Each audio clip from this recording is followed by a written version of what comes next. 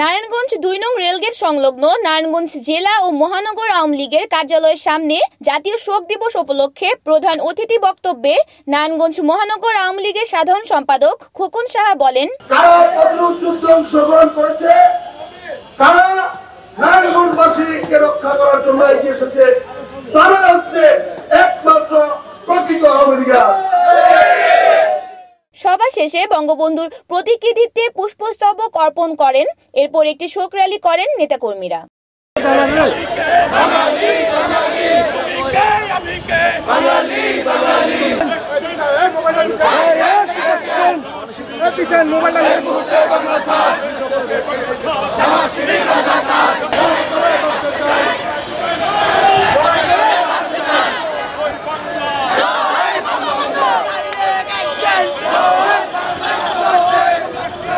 এ সময় আরো উপস্থিত ছিলেন মহানগর আওয়ামী লীগের সহসভাপতি অ্যাডভোকেট হান্নান আহমেদ দুলাল, যুগ্ম সাধারণ সম্পাদক জি.এম. আরমান, সাংগঠনিক সম্পাদক অ্যাডভোকেট মাহমুদা মালা, মহানগর তাঁতি লীগের আহ্বায়ক চৌধুরী এইচ.এম. শাহেদ প্রমুখ।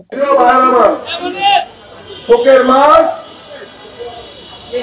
শোকের মাস না, এ মাসে ওরা নিষিদ্ধ ঘোষিত হবে, ওদেরকে প্রতিহত করার মাস।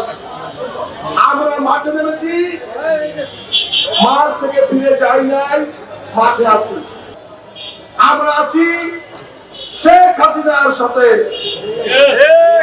আমরা ৭৫-এর পরে সৃষ্টি রাজনীতির ইচ্ছা ছিল বঙ্গবন্ধু হত্যাকাণ্ডের বিচার করে দেশে ঘরে ফিরে যাব।